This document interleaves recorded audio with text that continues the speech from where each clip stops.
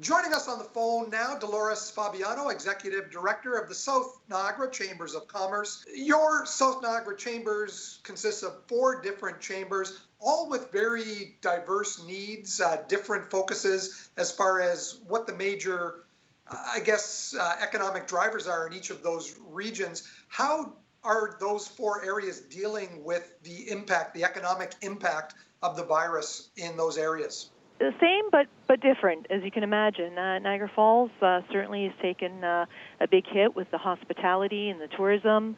Fort Erie, the issues are a little different. We're finding that we have members who are trying to work from home, trying to do their part, but in rural areas, they don't even have the internet connection to do the work that they need to do.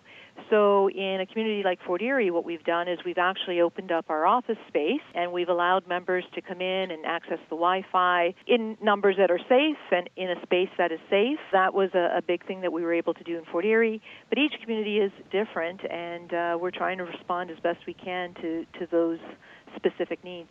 The other day, I was near the shore of Lake Ontario, and I saw one of the tankers out in the distance. Has the shipping industry been delayed by all of this as well? Yes, I believe it has. We're communicating with, Port Colborne in our case, to keep an eye on all that. But I think everything's been impacted, and it's just an hour by hour. Things change so quickly. That's one of the big challenges as the executive director of these chambers, the fact that things just change at the drop of a dime. We're doing our best to really stay connected with the members. We're trying not to bombard them with the same information over and over in emails. I think that is a bit of a problem right now where everybody is getting a lot of information. We're trying to keep it simple and send them only new and relevant information. But we are calling them and trying to stay connected, and we are trying to offer them opportunities online to learn things and to keep them connected with each other as well. I think that's an important role that we have right now. The federal government came out with some programs, and they really did try to respond, I think, quite quickly to the economic impact. The federal wage subsidy at first was announced at 10%, increased to 75%. That must have been a big bonus to your membership. Yes, absolutely. At 10%, it really wasn't much of anything. But the day before it was announced, we were all on a conference call with our Canadian Chamber of Commerce, who's been doing an amazing job for all of us. And we were talking about, pushing for more and the need to really have a subsidy that would be meaningful. So when it was announced, we were all very, very pleased with that. Some of your events had to be canceled or postponed, I guess. Southern Tier Mayor's the 23rd Annual Gala Auction, those were both scheduled for the month of April.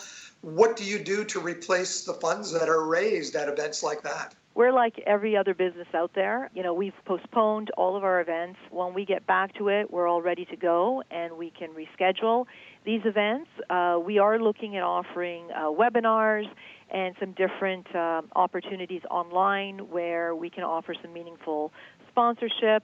So we have to reinvent ourselves as well. The fact is that our South Niagara Chambers have been a part of building strong business communities for over 130 years, and that's not going to change. We're like everybody else, and we kind of have to figure out how we do our business a little different. And on your website right now, there are some live stream workshops, also some videos that are being offered. We always love to work with people who are doing great things, and so we've partnered with Spark Niagara and Niagara Falls Small Business Enterprise to offer a weekly webinar. They're great at it, and they're set up to do it, and so we're happy to work with them to offer some meaningful program for our members. We're also working with some sponsors to offer a video conference on Wednesday of this week where we can get an update from our MPs and MPPs and also have an opportunity for our members to ask questions. We're getting a lot of questions. We don't necessarily have all the answers, but we're hoping that on Wednesday the MPs and the MPPs can provide some clarity around some of the programs that they've announced. Thanks very much, Dolores, for your time today. Keep doing what you're doing to help the businesses in the Southern Niagara tier. Thanks so much, Mike, and you stay safe. You too, Dolores. That's Dolores Fabiano, Executive Director of the South Niagara Chambers of Commerce. We'll be back in a moment.